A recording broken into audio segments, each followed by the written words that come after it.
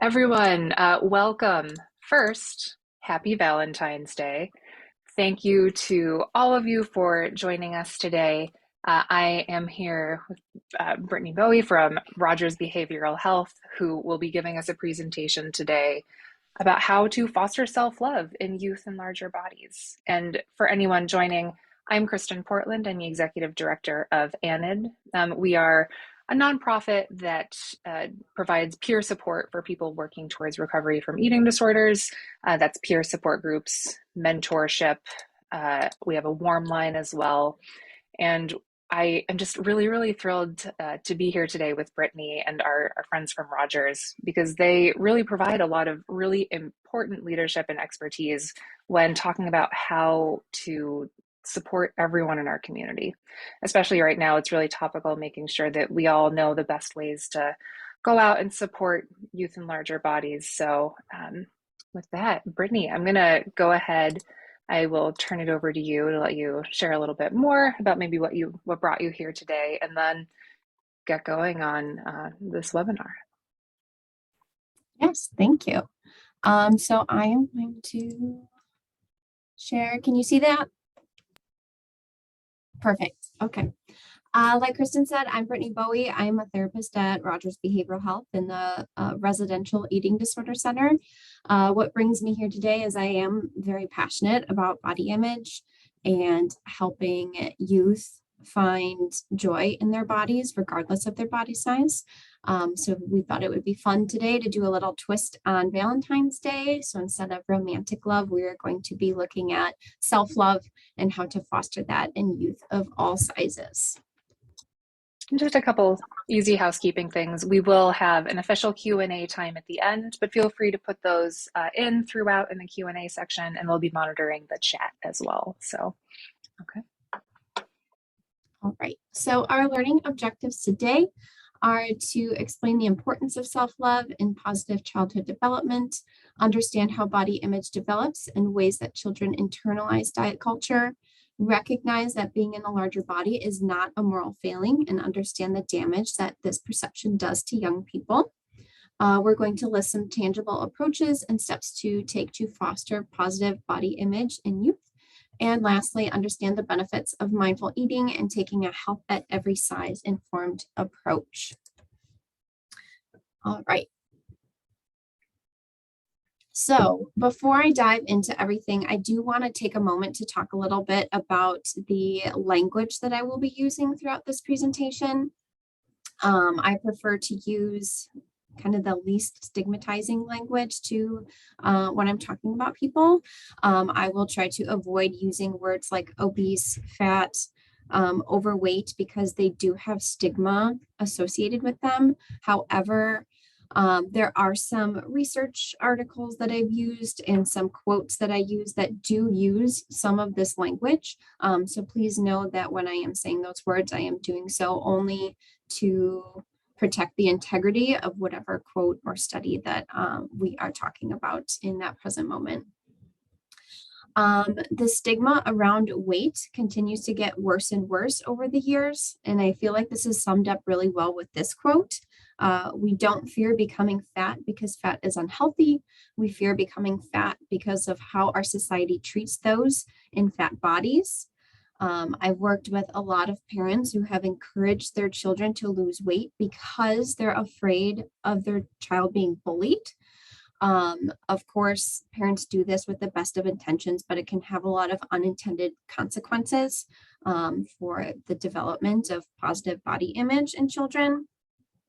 Some of you might say, well, I don't really care about that, but I care about my kid being healthy.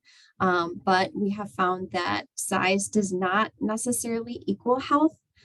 Studies have found that anywhere between 33 and 75% of people classified in that obese category are actually metabolically healthy. And a 2016 study followed participants for about 19 years, and they found that those they described as unfit skinny people were actually twice as likely to get diabetes as those they classified as fit fat people. There are many indicators such as vegetable consumption, regular exercise, and grip strength that are actually better indicators of health than someone's appearance or weight. And the active dieting and the effects of weight stigma actually have a far greater effect on health than actually being at a higher weight. That's because diet culture normalizes the restricting of food. It takes the joy out of life. It consumes people's thoughts. It causes feelings of shame and guilt.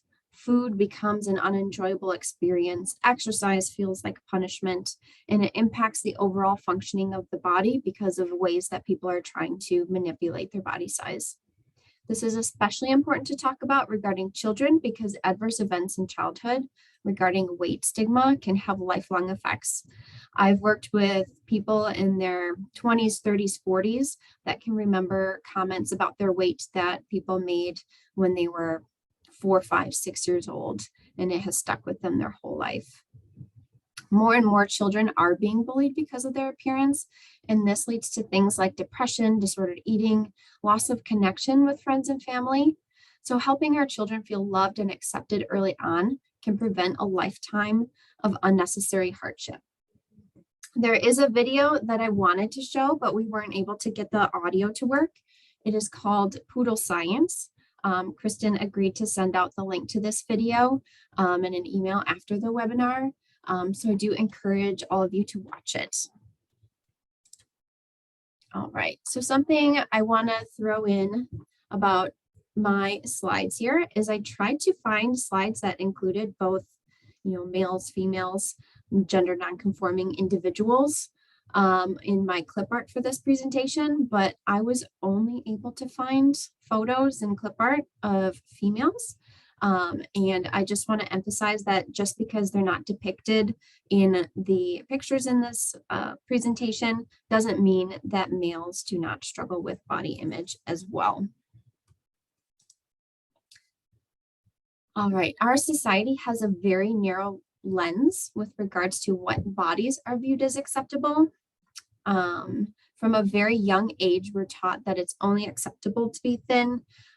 Things like Barbie and Ken dolls, heroes and villains. The thin ideal is very prevalent. We are taught that good looking equals happy. Superheroes in our media are depicted as tall, lean, thin, muscular. Well, the bad guys or the villains are often depicted as ugly, large, or having some other sort of deformity. You can see by some of the pictures, Ariel, the Little Mermaid, Star Wars, this is very prevalent. By the time children enter preschool, they're aware of what they believe they're supposed to look like and start to judge their own appearance. We've seen children as young as 3 years old describe classmates in larger bodies using words like stupid and lazy. Because of this, we need to create environments in which all bodies can exist without judgment. This means not commenting on bodies at all. This includes celebrities, classmates, friends, family, strangers, people on TV, people on the internet. Children are like sponges. They take all of that in. We want to make sure that we're inclusive of different sizes and abilities in the activities that we make available to children. We also need to make sure that we're including people of all sizes in all types of media, and that we're using objective, non-judgmental language at all times when it comes to bodies.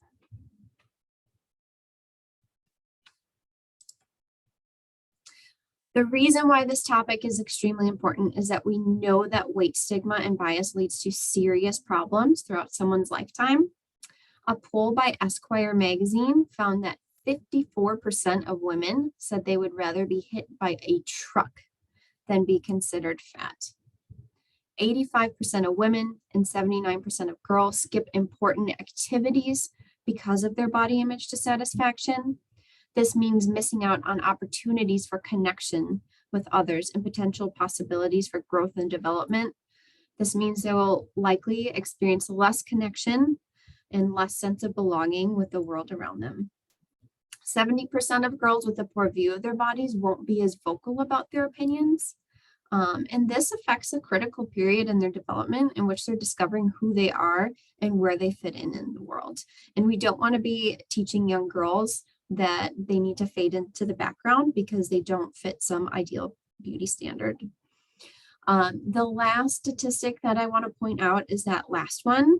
Over 75% of adults would be willing to give up something they enjoy or care deeply about to magically obtain the perfect body, including 33% would give up social media, 8% would disown their own pets, and 5% would give up an entire year of their lives to change their appearance.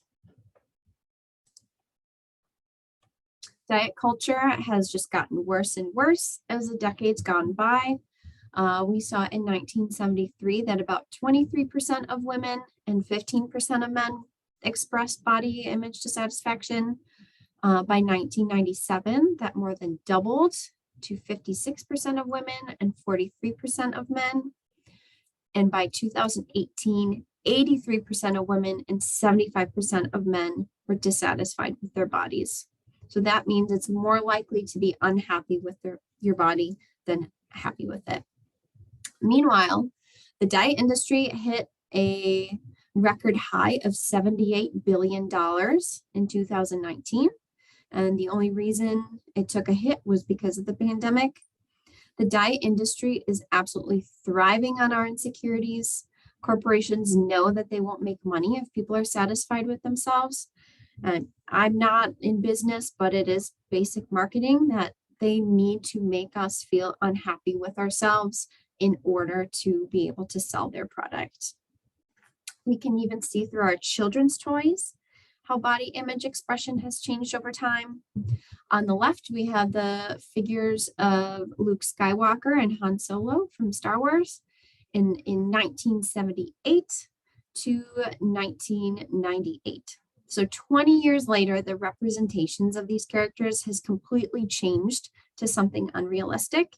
I think everyone that's familiar knows that Harrison Ford and Mark Hamill have never looked like those figurines on the right.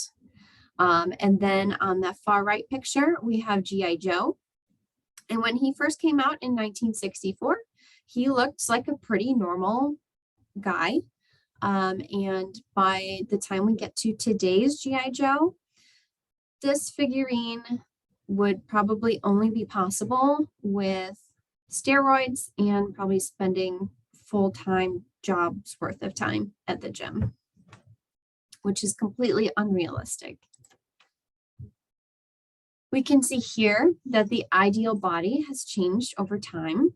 Again, this is all females, but the male body, ideal body has changed over time as well. What was perceived as the ideal in the Italian Renaissance would actually probably be shamed by our modern day beauty standards. Even in the last 100 years or so, we've seen the change from the roaring 20s to the golden age of Hollywood, to the heroin chic of the 90s, and then today's ideal body standard. Everyone is born with different genetics and chasing the latest ideal body trend of the generation. If our genetics don't match the decade, does nothing but take away from living a fulfilling life.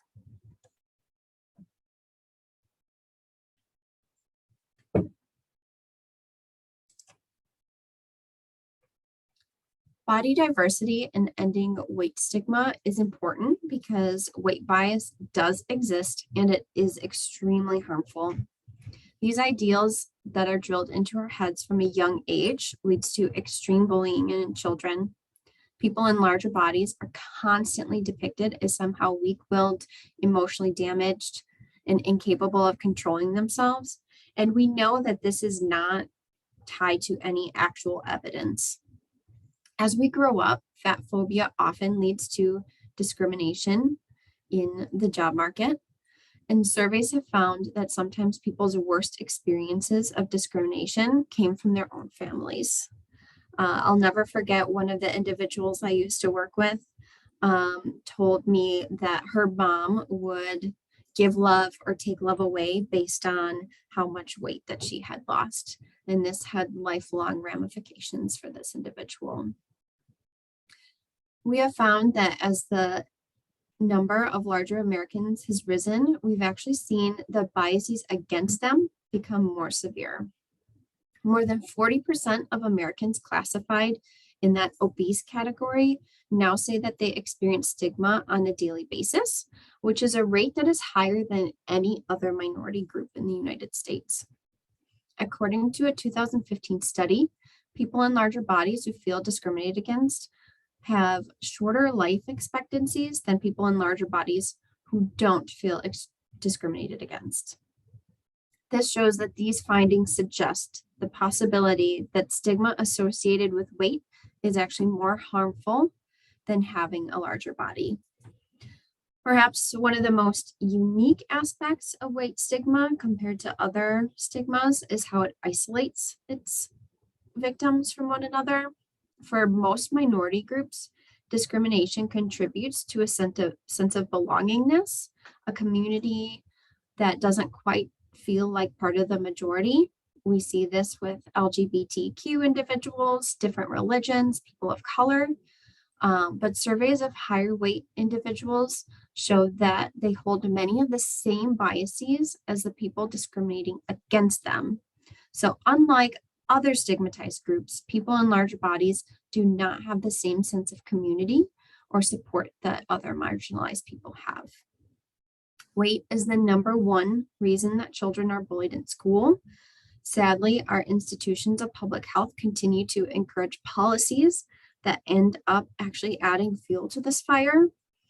There have been TV and billboard campaigns that have used slogans such as too much screen time, too much kid, or being fat takes the fun out of being a kid. Some elementary schools have even sent children home with BMI report cards that did not have any effect on the children's weight, but likely increased bullying from people close to them, because we know that kids compare those sorts of things or look at each other's. There have been many interventions that encourage eating more fruits and vegetables and encouraging physical activity. And studies have found that these school-based activity programs don't affect the kids' weight, but improve their athletic ability, triple the amount that they spend doing physical activity, reduce their daily TV consumption by up to an hour, and in some cases lead to important improvements such as math scores. Unfortunately, a lot of these programs are looked at by failures because it did not affect the weight of the children that participated in them. And unfortunately, there's still much weight bias and stigma in the medical field, which often leads to alienation within the medical community and prevents people from seeking treatment. Recently, the American Association of Pediatrics updated their guidelines to recommend weight loss medication to children as young as 12 and bariatric surgery to teens 13 years old with a BMI of 120% of the 95th percentile. The eating disorder field is not in support of these recommendations, and the Collaborative of Eating Disorders organizations did put together a response letter to the American Association of Pediatrics. One of the things they identified in that letter was that there's little evidence to support that using weight loss medications in youth is effective. Another reason that adolescents who use these medications, they're 6 times more likely to be diagnosed with an eating disorder within 3 years compared to non-users. Weight loss medications also come with significant risk factors, including increased risk of organ failure, heart attack, stroke, and death. The risk of bariatric surgery is even higher. It includes ulcer development, bowel issues or obstructions, nausea after eating or drinking, vitamin or mineral deficiencies because the gut can no longer adequately absorb these nutrients. It can also lead to surgery complications, PTSD, and death. Adolescents lack the emotional and cognitive capacity to make a decision that can lead to a lifetime of restriction and pain. And the response letter identified that up to 53% of individuals who are candidates for this bariatric surgery meet criteria for binge eating disorder, which is a disorder that is very treatable without the use of surgery. All right. So what can we do? So children in larger bodies may or may not be struggling with loss of control eating. Some children in larger bodies have a completely normal relationship with food. And if that's the case, there's no intervention besides love and support that is needed. In the next few slides, we are going to discuss what to do if your child does have a negative relationship with food, and then we can discuss steps to take to improve body image regardless of body size. All right, so the first thing we're going to look at is intuitive eating. There are 10 tenets of intuitive eating that we're going to go through. And if you find this topic really interesting, there is a book, and I added the picture of the book to this slide. I do recommend anyone to read it if they feel like their child is struggling with food and their relationship with food. So the first part of intuitive eating is we want to make sure that we are rejecting the diet mentality. Just like we talked about before, the diet industry only benefits from people's insecurities, and they do not have the best interests of our children at heart.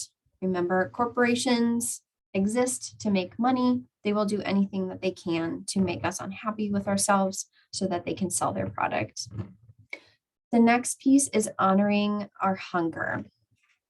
So you'll see on the bottom right of the slide, we have a hunger fullness scale that goes from 1 to 10. So 1 is that completely starving, feeling physically nauseous and sick because we're so hungry. And then on the other end of the spectrum at 10, that's again feeling physically painfully full, physically ill from how much we've eaten.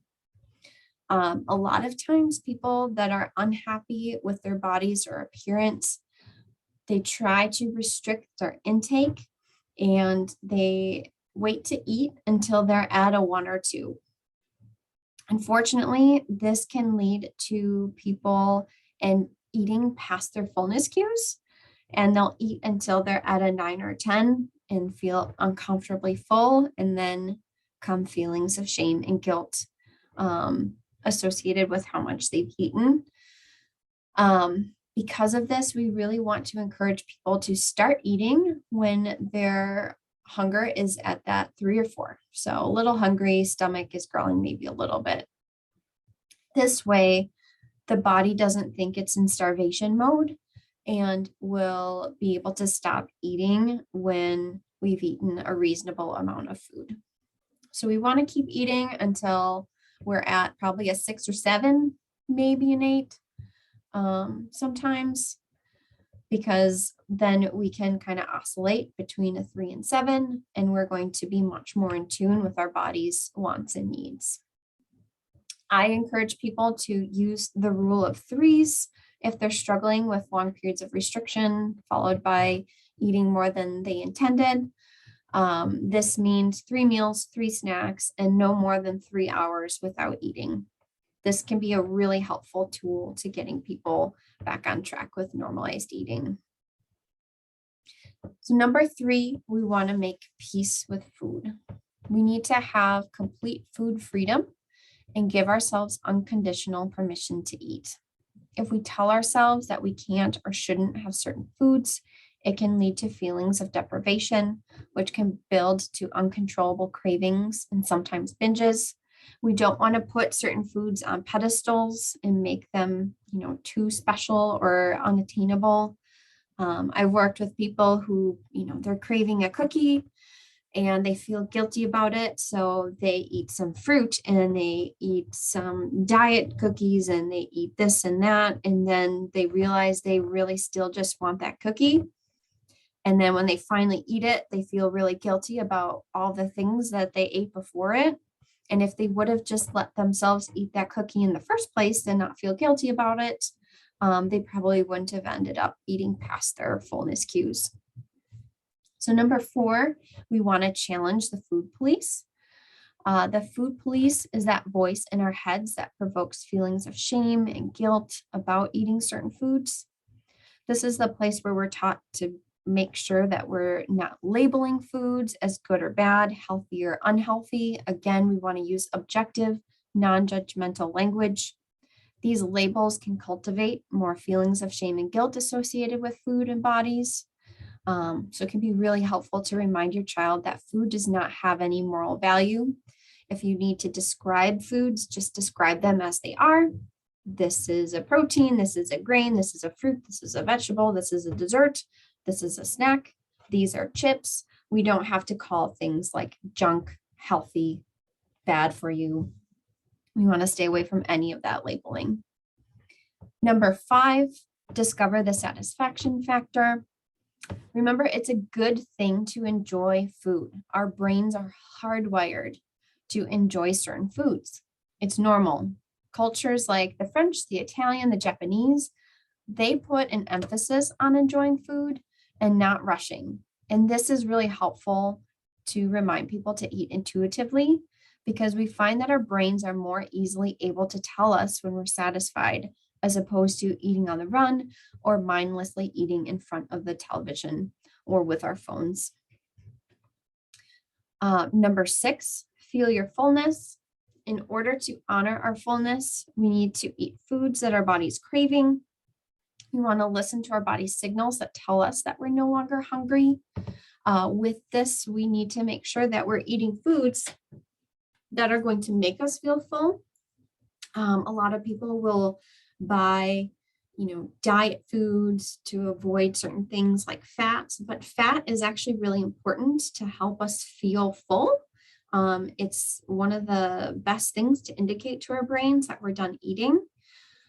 So studies have actually shown that people that eat the full fat items versus the fat-free items, they'll actually end up eating less because their body was actually able to figure out when they were feeling full. Number 7, we want to cope with our emotions with kindness. Sometimes we do use food for comfort when we're angry, depressed, lonely, or bored. We want to make sure that we're not using food as a means to avoid our emotions. We want to make sure that children have a safe place to express their emotions without judgment, so they can effectively learn how to regulate them instead of pushing them down or using food to numb them out. Find a therapist. I might be biased in that regard, but find a therapist if they need to be able to express their emotions. Number 8, we want to respect our bodies. We all have different genetics, and unless we're one of the 3% of the population that's predisposed to look like a supermodel, we just have to accept our genetics. Just like it would be unreasonable to expect everyone to have the same shoe size, it's just as unrealistic to expect everyone to fit into the same pair of jeans. All bodies deserve dignity and respect. Number 9, we have movement. Feel the difference. Fun fact, the treadmill was actually created as a medieval torture device to make prisoners learn from their hard work. We do not want exercise to feel like torture. We need to shift our focus from burning calories to how we feel from exercise. And we will talk about exercise and movement a little bit more on its own in a couple slides. And the last part of intuitive eating is we want to honor our health with gentle nutrition. We want to encourage both ourselves and our children to make food choices that honor both our health and taste buds while making our body feel good. Remember that we don't need to eat perfectly for our bodies to be healthy. If we're really listening to our bodies do crave things like fruits, vegetables, grains, proteins. And we want to make sure that we're fully listening to that. So the next piece we're going to talk about is mindful eating. So mindfulness, I think, is one of those topics that a lot of people talk about without having a lot of explanation to what it is. And the definition of mindfulness, it just means focusing on the present moment while calmly acknowledging and accepting our feelings, our thoughts, and our bodily sensations without judgments. And so when it comes to mindful eating, specifically, this is about using mindfulness to reach a state of full attention to our experience of eating. So eating quickly is common in binge eating disorder or with people that have a negative relationship with food. It can often lead to unintentional or unnecessary weight gain because our bodies take a few minutes to get the signal to our brains that we're satisfied. And then when people realize that they've eaten past their fullness cues, it can lead to some distress. So instead of eating quickly with distractions like being on your phone, watching the television, playing video games, even reading, we want to try to encourage children to eat slowly and without distractions. We want them to focus fully on the meal that they're eating. This doesn't necessarily mean that they need to eat alone or that we're not able to have conversations during the meal. But when we eat with our phones or in front of the television, it's much easier to eat more than our body really needs. And if your family doesn't already do so, it is a good idea to eat at the dining room or kitchen table, and for everyone in the family to put all their electronic devices away to fully focus on the meal. We also want to be paying attention to hunger and fullness cues. Again, when we're distracted by other things, it's much more difficult to listen to our hunger and fullness cues, and people can end up eating past that fullness. It can be helpful to take a break every now and then during a meal, just to check in with ourselves. We want to use that hunger fullness scale from the intuitive eating slide. When people are still figuring out their intuitive eating, hunger fullness cues, I encourage people to, eat half of your meal, check in, see where you are on the scale, see how much more you feel like you want to eat, maybe eat another 25% of the meal. Again, check in. Do I want to finish the whole thing? Do I just want a couple more bites? Am I done? Remember, we don't need to finish the whole plate. I would say most people in this webinar probably have a refrigerator. So if your kid wants to save their food till later, that's totally fine. Next, we want to make sure that we're eating because we're hungry and not because of emotions such as boredom or other triggers. Sometimes people will gravitate towards the refrigerator or the snack cabinet when they're feeling bored, and we want to just do a self-check, making sure that we're truly hungry. And then we want to make sure that we're using all of our senses while we're eating. So this can be kind of fun to do, especially with kids. So we want to look at, what does it look like? What color is it? Is it visually appealing? Did someone put any effort into the presentation of the plate? What does it smell like? What's the texture? Is it crunchy? Is it soft? Is it crispy? Is it creamy or smooth? What's the flavor? Is it sweet, salty, savory? Do I like it? Would I eat it again? Do I want to continue eating? Is it hot, cold, room temperature? Does the temperature make it more or less enjoyable? And the sound, are there any sounds that it makes when I cut into it or scoop it or chew it? One of my favorite ways to practice this is by asking kids to pretend to be a food critic or a celebrity chef. So pretend that they're Gordon Ramsay or Guy Fieri. How would they describe the dish? What fun adjectives could they use? What would you say in a Yelp review of this box of Kraft mac and cheese? It can be a lot of fun bringing that attention back to the food. We want to be mindful about our emotions about food. So we want to take time to acknowledge what diet culture tells us about food and appearance and find ways to cope with that anxiety or guilt associated with that food. Remember, food does not have any moral value. If it's your child's birthday and there's cake and ice cream and there's feelings of guilt coming up, take a moment, examine, why am I feeling this way about a food that's very normal to have in this setting? And then, of course, we want to make sure that we take our body's needs into consideration. If we really truly practice that intuitive eating, again, our bodies will crave things like fruits and vegetables. Instead of focusing on what foods we feel like we're not supposed to eat, focus on the foods that we do want to eat. And there is always room every day for fun foods or foods that we enjoy. Focus on, okay, I want to make sure I get my protein and my grains and my vegetables. And then what else am I going to have with it? And then we want to be aware of how certain foods affect how we feel both physically and mentally. If your kids make a note that they feel sluggish after eating certain things, if they have, a track meet, they probably don't want to eat a slice of pizza right before. We would wait to have that afterwards, where their body's going to be able to digest it a little bit better. And then lastly, we want to appreciate our food. We want to think about where the food came from and what it took to get that food on the plate. So we want to think of the farmer planting the seed, growing the plant. Think about how long does it take for potatoes or corn or blueberries to grow? What does it look like when they're on the plant? How is that food harvested or processed or packaged? Who's involved in that process? How far did it come to get on the table? Who prepared the food? What went into preparing that meal or that snack?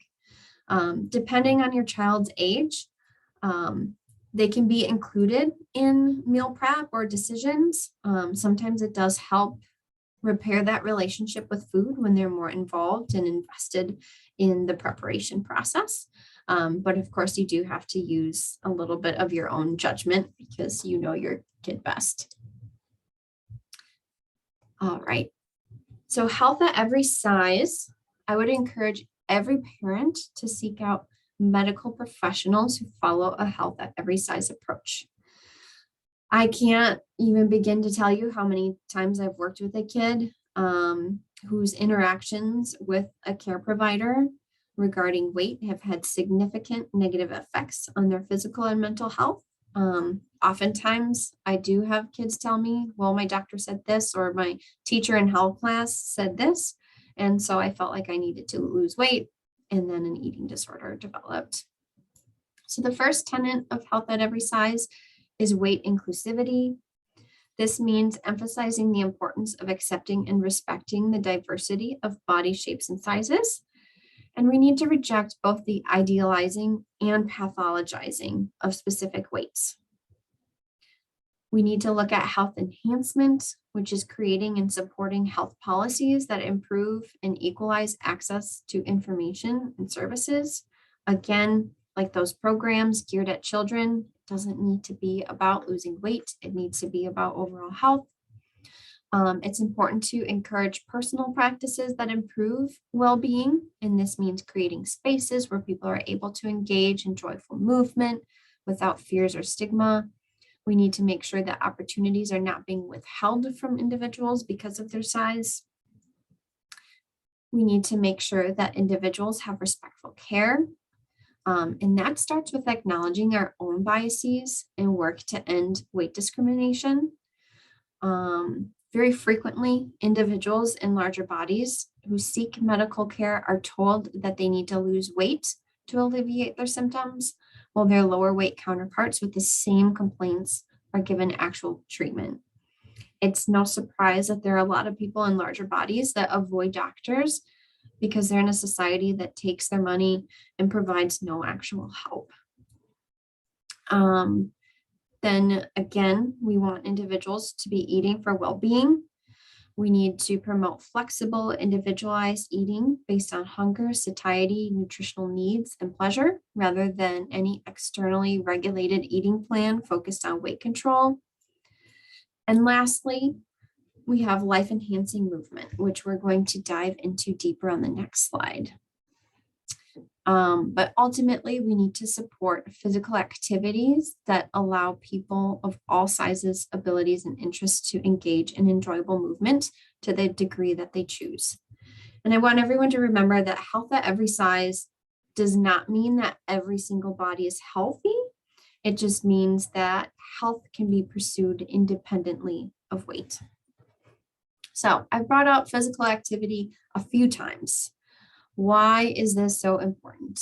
Well, studies consistently show that engaging in physical activity is a protective factor for negative body image, regardless of body size.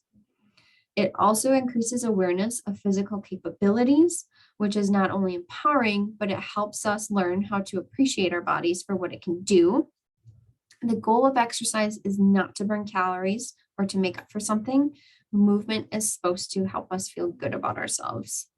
Movement helps raise our sense of self-efficacy. Through physical activity, we can teach children that they're capable of many wonderful things. Things like growing a garden, building a snowman or an igloo, balancing on a beam, climbing a tree, learning the latest TikTok dance routine. These are all wonderful ways to help kids see that they're capable of obtaining goals and putting forth effort. One of the most important pieces of physical activity is the impact that it has on our mood. As many of you, I'm sure, know, it does this through improving regulation of certain hormones like serotonin, dopamine, and cortisol. And lastly, physical activity improves our overall fitness. And I'm not just talking about someone's ability to, run, bike, or walk upstairs. It helps with really basic essential things like blood pressure, cholesterol levels, stronger bones and muscles and joints. And it does decrease risk of things like type 2 diabetes, cancer, heart disease, and osteoporosis. And it does this regardless of body size. So I did come up with a list of physical activities to provide some other ideas other than the stereotypical gym exercises.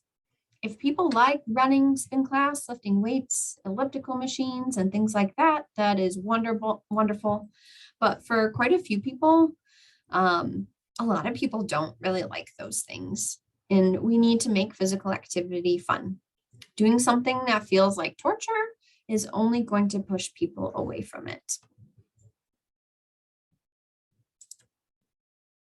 All right. So the last thing I want to touch on is addressing those feelings of shame.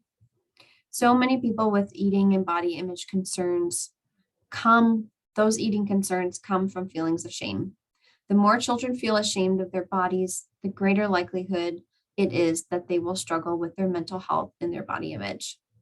One of the most helpful things that you can do as a parent is provide empathy and support, because shame cannot survive when there's an abundance of understanding and love. The first thing we want to do is, again, stop commenting on bodies at all, even if we think it's something positive. Don't comment on people that you think are large or small. If you think that someone's ugly or pretty, athletic or not, don't comment on someone who has gained or lost weight, because this instills in people that people in smaller bodies have more value or deserve more attention. And lastly, especially, don't comment on your own body in front of children. Kids are like sponges. They will start feeling like this is something normal to feel about themselves. And again, we want to resist labeling foods. We need to throw away judgment words like good, bad, healthy, unhealthy. Foods do not have a moral value. The only bad foods are ones that are spoiled, poisoned, or could cause an allergic reaction. Foods do not need to be labeled in any way. All foods can fit into our diet. And the more we label foods, the more we're going to experience feelings of shame. And if you take anything away from today's talk, I want it to be the next point, that having a larger body is not a moral failing. Our value as a human being doesn't come from our appearance. And lastly, weight loss is never the goal. Quality of life is. If you're concerned about your child's health or quality of life, that is okay, and that's very valid. We just want to stress today that the goal is to improve health and overall well-being, and that this never comes from their appearance. So the big takeaways from our discussion today, and I know that these are different than our objectives, but these are the things I'm really hoping that you take with you just as a human being, as a parent, as a professional, whatever you might be here for. Remember that deprivation never helps. Restricting never helps. It only makes things worse. It only increases feelings of shame and guilt and worsens body image in relationships with food.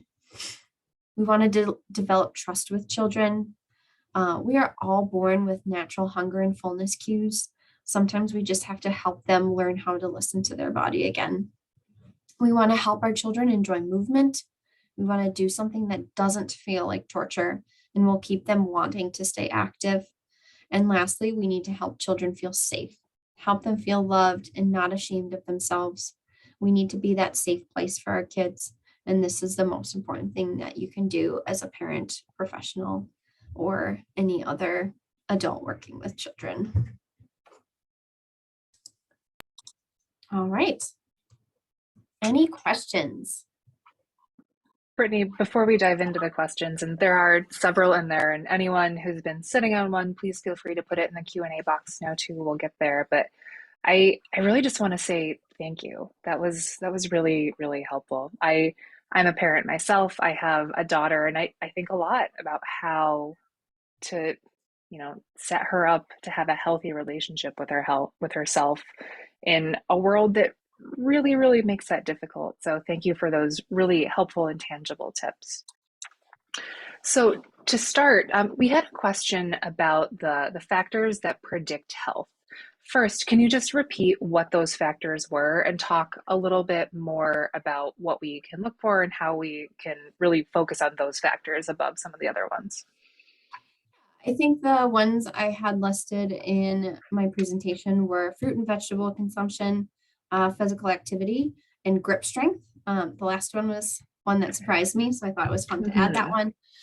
There are more than that, but in the interest of not making things too boring and just lists, I just picked those. But I do think that fruit and vegetable consumption and physical activity are really important. That, I mean, we just know that we need to get important vitamins and minerals from fruits and vegetables. And we know that our bodies do really well when we move them to some extent. Not everyone has to be a marathon runner. Not everyone has to, eat only vegetables. Actually, that's pretty bad for you to eat only vegetables. But making sure that those are part of our lives, they're just things that humans need. Mm-hmm. And this wasn't in the questions, but I'm curious, why grip strength? I don't know. Okay. That I was wasn't in just the article curious. I read, just that I'm sure it has to do something with strength, like people that move their Yeah. bodies probably are stronger and their muscles and bones are better Mhm. developed. That would be my guess, but I do not have the evidence in front of me to state that Okay. with certainty. No, you're right. That one's just a little surprising. Okay. So next, Sally asks, what was the statement on the research on physical activity and weight? She just missed that and was hoping you could repeat it. The statement on physical activity and weight. Yes. That was sort of late in the presentation. You were talking about, I think, moving for joy. And Sally, feel free to type in and clarify if you want a little bit, but she just asked you to repeat that bit. I think I had a statement of engaging in physical activity is a protective factor of body image, regardless of weight. Okay. Is that it? Thank you. I think so. Okay. And again, Sally, feel free to type in if you need some clarification. Okay, so we've got quite a few questions here. We'll get through as many as we can. Folks, if we are not able to answer them all live, we will type some answers and send them out along with the summary, just so you know. And because I do see a couple of those in there, we will share the slides as well. Oh, Sally clarified that it was a research study. You cited something from one of those. Well, I would probably have to go back through my notes. So Okay. is it Sally, okay it'll if I it'll be save in that the one? slides. Okay. Yeah. All right, so next, how can we help kids navigate body positivity with social media, Photoshop, etc.? There's a lot of unrealistic images and bodies on social media that are not achievable unless you have money and a good surgeon. Yes, that's a very good point. There's a couple, like I think they were like BuzzFeed articles where they showed like a 5-second makeover and they show people sitting in their really I guess attractive poses and then they like slouch and they look completely different. So I think it's important to remind kids that, a lot of this is angles, a lot of this is Photoshop. There's actually a good Photoshop video that I can send to Kristen since she's sending out that other video too. I mean, When Photoshop editors are at work, a lot of times the models, they don't even look like themselves in the finished product. Um, so I think it's a very valid concern. I would encourage limiting social media to a certain extent.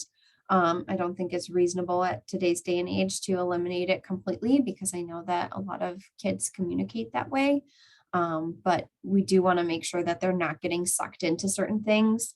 I know some parents have things on their phones. I think it's called Bark, where you can monitor what your kids are looking up. So if you notice that they're looking up a lot of like diet, body image sorts of things, it might be helpful to start having that conversation with them.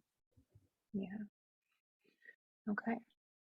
So next, there's a couple questions kind of related to this. So there's folks asking how to encourage paying attention to hunger and fullness cues without the child getting the feeling that you're judging their eating, and kind of related, how to talk to kids about foods in moderation if we're avoiding coding them as healthy versus unhealthy. Mhm. Yeah, I think one of depending on their age, because that will kind of change, I think, how we approach certain kids related to foods. But when we're talking to young kids, we can say, well, how does your tummy feel? Does your tummy actually feel hungry for this food, or do you just really feel like, eating a candy bar sounds nice? And if they're able to get to the point where they're admitting that, oh, well, I just want it because it tastes good and I like foods that taste good, we can say, okay, let's make sure that you have that later today. Let's just wait a little bit until you get hungry. Or maybe we'll have it for dessert. We'll make sure that, we're able to have that today. So that they're not feeling deprived. They might not be thrilled about needing to wait, but they then do get into that practice of listening to their body.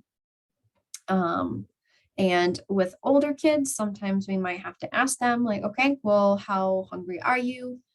It can be helpful to introduce that hunger fullness scale. And if they say, oh, I'm at a 6, and they say they still want the food, say, okay, you're at a 6, you still want to eat this.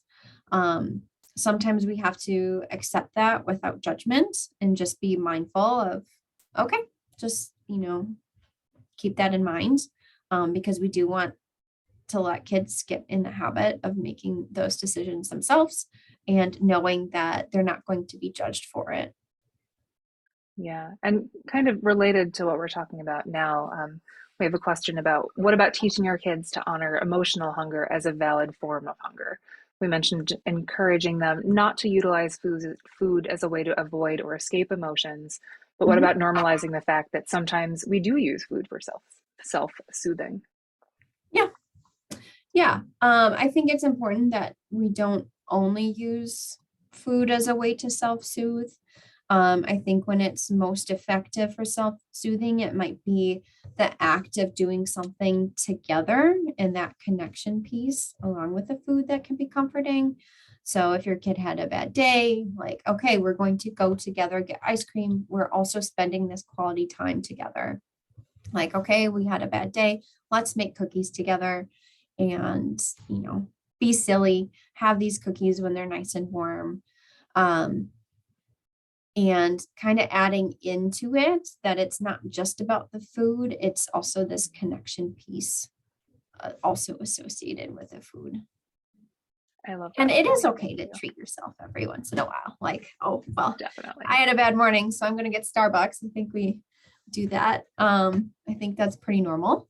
But we also don't want to be using it as the sole way to self-soothe, if that makes sense. It does. Yeah. Thank you. Serena asks, do you have any tips or resources as a mental health provider helping kids maintain positive body image when they have parents continually commenting on their bodies or stigmatizing them? That's a great question. Um, and I will say that that's a really difficult thing to achieve when kids are getting that message from their parents. I'm guessing that this individual is probably another um, mental health professional or something like that. Um, I think it's best to address it with parents if possible, and discuss the ramifications. Otherwise, we do have to have conversations with kids about, you know what, you are going to be in situations where you hear these negative comments, even from your parents. How do we deal with that? I recently worked with an individual whose parent or grandparents have Alzheimer's, and there's really no reasoning with someone with Alzheimer's who just keeps making comments about weight loss and oh, keep losing weight. So we do have to build up kids' confidence and help them challenge these thoughts, challenge society's views on diet culture, and just help them find that joy in themselves. And that's a long process. Yeah. Well, thank you for the tips there. Okay. So we just had something come in from Kathy. Would you comment on the observed tension between the all foods fit nutrition people and those who emphasize the growing evidence that for people of all weights and sizes, there are mental and physical health and other observed repercussions to a food high, to a, I think, diet high in processed foods and added sugar. Dominant culture has normalized processed foods and foods high in added sugars. I feel like the intuitive eating movement would insist we do not speak against this problematic trend of the standard American diet. Yeah, so I think I had stated somewhere in the presentation that we want to be focusing on what foods we do want to get into our diet throughout the day and not focusing on what we want to exclude. So it is important to get fruits and vegetables and grains and proteins. And it is wonderful if we're able to get them fresh. We also want to acknowledge our privilege. Not everyone is able to do that. Not everyone can afford that. And it is important to get fresh fruits and vegetables if possible. And that's why we want to focus on what we do want to get into our diet, and then any other foods can fit in that. If we're enjoying processed foods, we can have that. And also, yes, we do want to have fruits and vegetables and proteins and grains. It's all important. Yeah. Okay. And kind of related to this, what are some ways that a person can improve their relationship with food or help their kids improve a relationship with food if they're living in a food desert or with food scarcity? I think that's a good point, and that's why I touched on that with my last answer. There are people that live with food scarcity, and sometimes there aren't those foods available. Like not everyone has access to fruits and vegetables, and I understand that, and I do acknowledge that that is part of privilege to be able to incorporate all those into our diets. I would just encourage people to do the best that they can with what they have. Not everyone has that access, and I wouldn't. It's tough because those types of people are really the people that need mental health support the most, and they're probably the people that would have the most difficulty getting it. Um, I think it's important to acknowledge, you know, this is what I'm able to afford. This is what I have.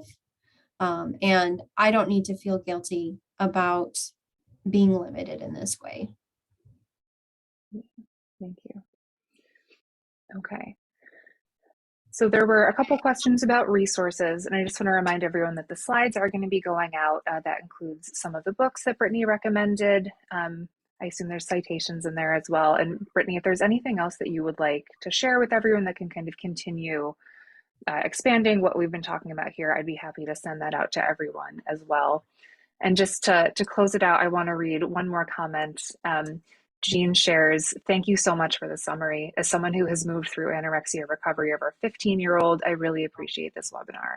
As soon as the recording is available, she's going to share with the elementary principal in response to their plan to implement a no junk food policy. So Jean, thank you. We appreciate you sharing. And everyone else, thank you for hopping on today. This is such a really important topic. I absolutely plan to take some of these tips and bring them into my own life for my family and my community, and I hope that you all do the same. Brittni, again, thanks so much for sharing everything. And as well, we'll be sending out some information about Rogers and their program and the follow-up from this webinar as well. Okay. Yeah, thank you. Happy Valentine's Day, everyone. And keep an eye out for the recording and the survey for CEs for anyone who needs those. Okay. Brittni, I hope you have a wonderful day. Thank you again. You too, thanks.